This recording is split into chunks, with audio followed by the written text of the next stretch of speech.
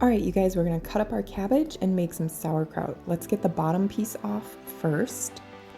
Here comes my husband to juggle in the background. Anytime I cook in the kitchen at night, there's always a circus behind me.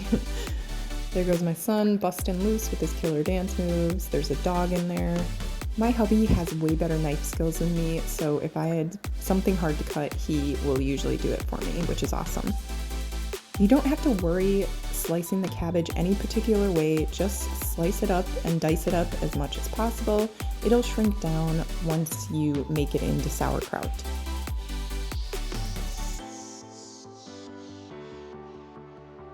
So for 1 head of cabbage, I personally am adding a tablespoon of salt, but you can start with a teaspoon and just kind of mix it up and then taste it. If you need more salt, definitely add more salt. You don't have to dance with it. I'm just weird. So here we're gonna just mash it up, mix it up. You know, if you're ever mad at somebody or you just need to take out some aggression from your day, making sauerkraut is a really good therapy tool. And it's a good idea to give it a little taste too, just so you know how salty it is. I boiled some water on the stove, so we're going to sanitize all our fermenting equipment. I've got a funnel, 2 jars, ring lids. I've got some fermenting tops, but you don't have to have them. I also have weights to weigh down the sauerkraut so it stays under the juice, but you don't have to have that either. You can use the big cabbage leaves that you took off the head of cabbage before you started cutting it. If you think about it, when they were making sauerkraut hundreds of years ago, they had none of this stuff, so you don't actually need it. You can definitely make sauerkraut without it. So I'm just smushing it down.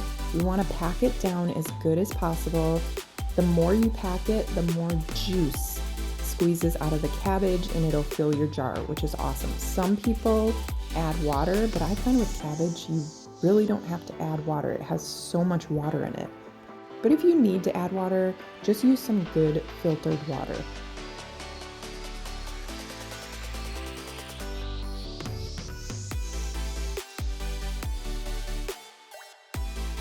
And here comes the cat. She likes making her video debuts too. So I don't know if you guys could see it, but there is liquid in the jar. It's really hard to see from this tiny camera, but it's in there.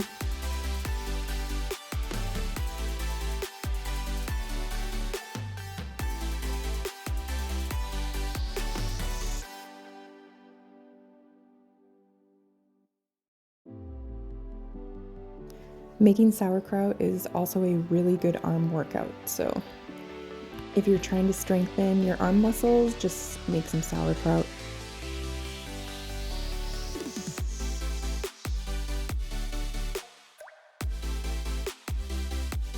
All right, now I'm adding my weight, but like I said, you can use a big cabbage leaf and just shove it in there.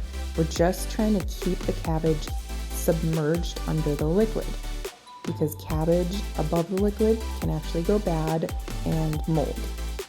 And there we go, there's our first jar. Now, sauerkraut, you wanna leave in a darker, I don't wanna say cooler, but you don't want it to be directly in the sun or anything. And you wanna leave it somewhere where it can ferment. It can be anywhere from 7 days to even 2 weeks. It depends on how strong you want the flavor. Now with a regular lid, if you do not have a fermenting lid, you would just kind of open it almost like a jar of pickles. You know how you hear the psst when you first open it? That's what you want to do. You want to let the air out and then you just cap it back up. You don't have to take the lid off. Just do the little letting the air out thing. That's it. And you do that every day. Look at all that. See all that liquid? We didn't even add water. It's awesome. That's it. Easy peasy. Go make some sauerkraut.